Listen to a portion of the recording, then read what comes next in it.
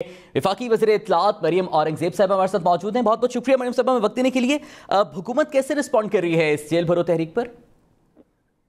बिस्मिल्लाहिर्रहमानिर्रहीम। मेरे तो ख्याल में जिस वैन में ये खुद अलामती तौर पर सवार हो गए हैं, उस वैन को सीधा लाहौर जू चिड़िया घर लेकर जाना चाहिए, क्योंकि ये तमाशे और ये जो हरकतें हैं, 1.25 करोड़ लाहौर की आबादी से 200 लोगों को लाकर आप शहर के अंदर एक अफरा तफरी की सिचुएशन क्रिएट कर दें, पुलिस वैन पे हमला कर दें। आपसे सवाल क्या पूछा जा रहा है? आपसे सवाल पूछा जा रहा है तोशा खाना की चोरी का, फॉरेन फंडिंग का, साइफर की साजिश का, 190 मिलियन का, 3 कैरेट से 5 कैरेट के हीरो का, घड़ी चोरी का।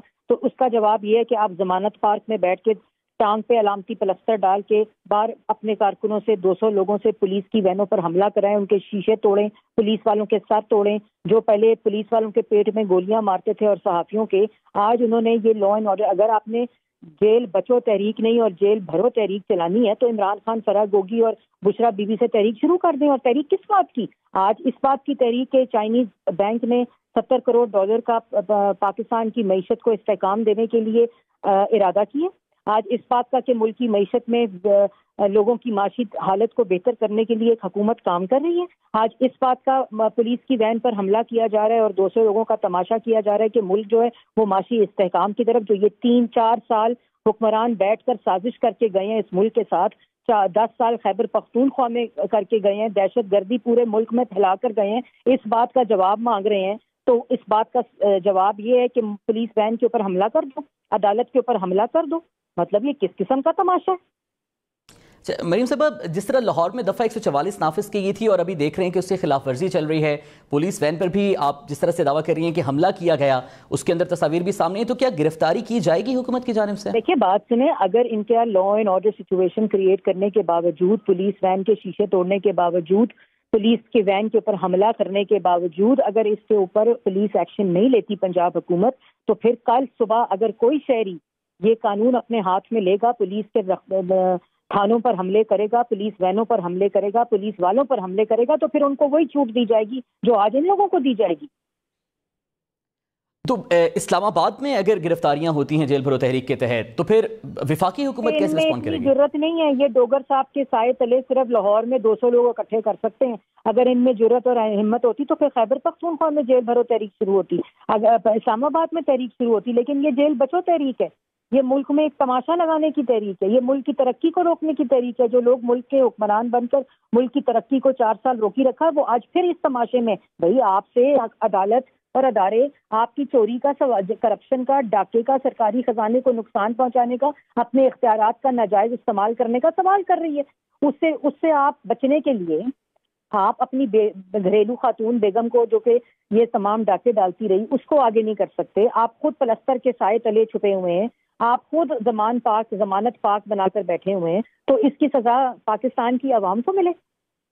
तो मरीम साहब, पीटीआई का और इमरान खान साहब का तो इल्ज़ाम ही ये है कि जो पंजाब की निगरान हुकूमत है वो जानिबदार है वफाकी हुकूमत के हक में, तो फिर गिरफ्तारी अभी तक क्यों नहीं की गई पंजाब हुकूमत? इल्ज़ाम जानिबदार है वो। भाई तुम अदारों पे हमला करो, तुम अदालत पे हमला करो, तुम पुलिस की वैनें तोड़ो, तुम थाने पे हमला करो, तुम इलेक्शन कमीशन पे हमला करो, तो इसमें वफाकी हुकूमत की जानिबदारी कहाँ से आ गई और गैर जानिबदारी कहाँ से आ गई? ये तो आपका कॉन्डक्ट है कि तुम 200 बंदे लेकर 1.25 करोड़ की आबादी में करो ना तहरीक का आगाज खैबर पख्तूनख्वा से।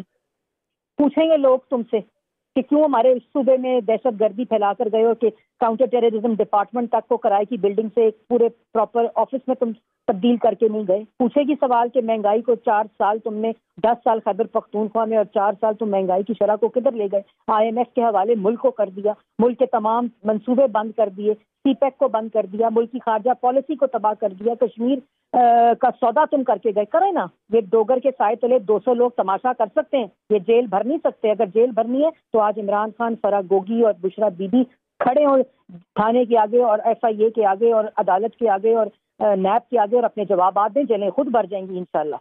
तो मरीम साहब, फिर ये जो लाहौर में हम देख रहे हैं कानून की खिलाफ वर्जी सामने आ रही है, अगर पंजाब हुकूमत कुछ नहीं कर रही तो फिर वफाकी हुकूमत भी ये लॉलेसनेस देखेगी? देखिए, ये पंजाब हुकूमत का एक इम्तिहान है। ये लॉलेसनेस की आज अगर इजाजत दी जाएगी तो फिर लाहौर में हर शहरी को ये तहफ़्फ़ुज़ देना पड़ेगा।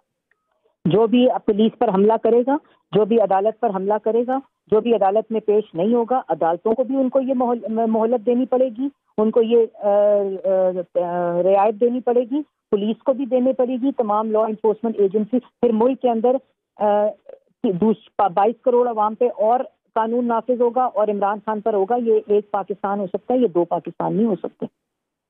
اسٹیبلشمنٹ ڈویژن کی جانب سے پھر کوئی کارروائی کی جائے گی یہ سی سی پی او کے خلاف، کیونکہ کوئی کارروائی اس لا لیسنس پر عمل میں نہیں لائی جا رہی پنجاب میں؟ دیکھیں، یہ پنجاب کا معاملہ ہے، اور پنجاب حکومت کی اور پنجاب پولیس کی طرف اس وقت پورا پاکستان دیکھ رہا ہے کہ عمران خان کی سربراہی میں 200 لوگوں کا گروہ یہ تماشا کر رہا ہے. ایک تو میری تجویز ہے کہ اس وین کو سیدھا چڑیا گھر میں لے جایا جائے، اور دوسری میری تجویز ہے کہ جو لا اینڈ آرڈر سچویشن کو اپنے ہاتھ میں لے گا، اس لا لیسنس کا ذمہ دار ہوگا، وہ سب کو قانون حرکت میں آنا چاہیے. ٹھیک ہے، بہت شکریہ مریم اورنگزیب صاحبہ، ہمارے ساتھ موجود تھیں. عمران خان کی جیل بھرو تحریک